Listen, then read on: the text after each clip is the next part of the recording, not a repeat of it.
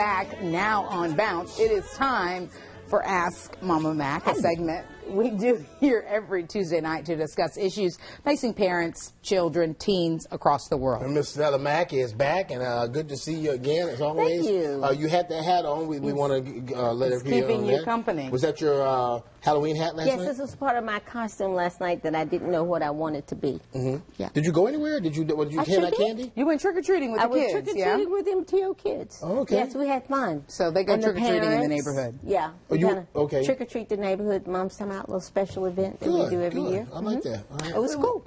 They live in a very family-friendly neighborhood, so she gives the kids the opportunity, the kids that she keeps, during the day and stuff, to come back and trick-or-treat, safe environment, at that sort of thing. Trick-or-treat the neighborhood. All right, so here we go. Yeah. You ready? Yeah. All right. Yeah. Oh, okay. An online petition to ban a thin girl from YouTube has been taken down. 22-year-old Eugenia Connie has a very popular YouTube channel. She makes videos about fashion, makeup, relationships, and pop culture, and her audience is younger girls. But someone started a petition to ban her from YouTube because she is remarkably thin. You see her there, and is believed to promote anorexia. The petition had some 18,000 signatures before it was taken down for a violation of community standards. Cooney also made a video apologizing, saying that she didn't mean to make so many people angry at her and that she isn't trying to influence anyone. She also insisted she does not suffer from anorexia. So, Mama Mack, should this young woman have apologized? Well, that's kind of a toughie there. I mean, she wasn't doing it intentionally to promote anything other than fashion and makeup.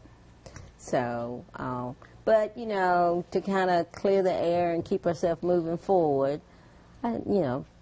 probably a pretty gutsy thing to do, but also to let everyone know where she was coming from and where, she was standing. And particularly because it appears her fan base is younger girls. That's where she gets most of her followers. Yes. So that I would hate to think that any of them would jump on board and say, oh my God, she's so super thin. But, some little girls are persuaded that, thinner is better and all this stuff. But I would, by her apologizing. Here's another shot of her. I think that probably, hopefully, prayerfully would set the record straight.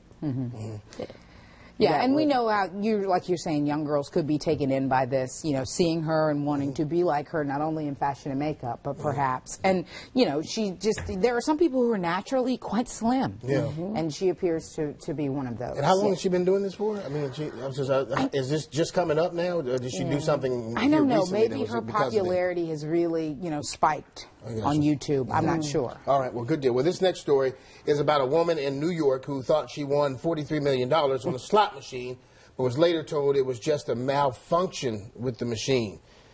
Ooh, boy.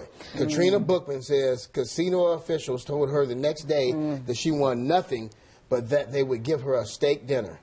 Boo. Wow. You can tell I'm just reading the story. Bookman's attorney says she should win the maximum allowed, which is $6,500. But the New York State Gaming Commission says it's stated on all machines that malfunctions void all pays and plays. Bookman does plan to sue, but the casino can't give her the max payout by law. The only win she is entitled to is $2.25. Oh, boo. Mama Mack, Boo. what would you have done if you had been in the casino and they told you that? They may not have a casino. I mean, for real, I've won money, and you going to tell me the next day, a significant amount of money. Yeah, we're not talking, I won, even $6,000. Right. We're talking about a huge amount. 42 mil. Girl, bye. And then what about her money that she put into the slot machine to... Yeah. Yeah, because she probably been feeding $2. She put more than $2 in there. They said a steak dinner. dinner. Get out, girlfriend. For me and all my friends. Yeah. And I've had steak dinners in Vegas. But boo.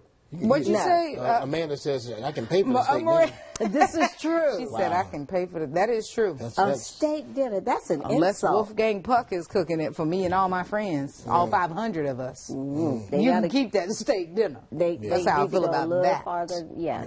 Dig deeper in the pot. I think everybody out there probably feels the same way we feel about it. That would be devastating. That's devastating stuff. That's awful. I mean, especially if you think, oh, man. And she slept on it, too. Can you imagine the way your mind just goes You start crazy? thinking about everything you're going to be able to do. And paying off them bills and getting on with your life. No. No girlfriend. Good deal. And I know. Shame. All right. Okay. Won't play there. So, Mama Mack, we want to get your take on tonight's Sound Off Charlotte, trying to pull up these tweets as well. A mother is upset with the hospital for charging her for a delivery room fee that was never used. Paula Diamore had her baby in the parking lot of Boca Raton Regional Hospital, but the couple says they were charged $7,000 for a delivery room that they never used. She hopes the hospital will adjust her bill accordingly. Officials are not commenting right now. So, Mama Mack, we want to know, should the mother have to pay that delivery room fee of $7,000? Is that fair? Is that crazy? I think that's a bit ridiculous. Honestly, if that had happened with if I'd had my children not in a delivery room or whatever, yeah, they would. I think I would be asking them to adjust that or totally remove it. Right. Because I did not have access to that during my The actual delivery. birth. Yes. Yeah. It says delivery room charge. Right. And a no. Now, one of the ladies made an interesting comment, I think, when you read it earlier, that she probably was in the hospital room afterwards and she received treatment. Right. Yeah. That seems like you can charge her for that. It doesn't seem like the delivery room. But a delivery room, the baby was delivered in a car. Right. Crazy. Yeah. Maybe there's a way that they can, I don't know, meet her more halfway. Need to she's alter probably, that if you went in for any kind of services, obviously they would have to take you in to make sure that everything was cool. And the baby, they got to do their certain, APGAR, the test that they do on babies right after they're born, just to make sure that everything is above board. I could understand incurring some charges for that, but $7,000 worth when she pushed that baby out. Good child. And no anesthetic. Kudos to you, ma'am. Let's read a couple of tweets here from Twitter. We had a lot.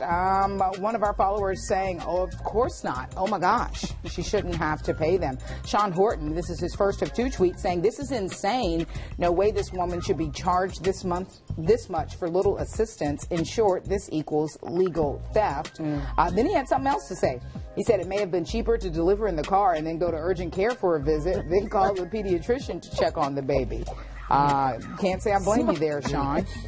Brittany saying, definitely not. You didn't get the luxury of stirrups. Okay, then. Brittany, for the visual. Ben saying completely illogical evidence of our healthcare system swaying too far into the for-profit arena. Then we also have one from Scott Forbes who said no, but the hospital will charge her for it. And then Michael saying, absolutely not. She should not be charged for services not rendered.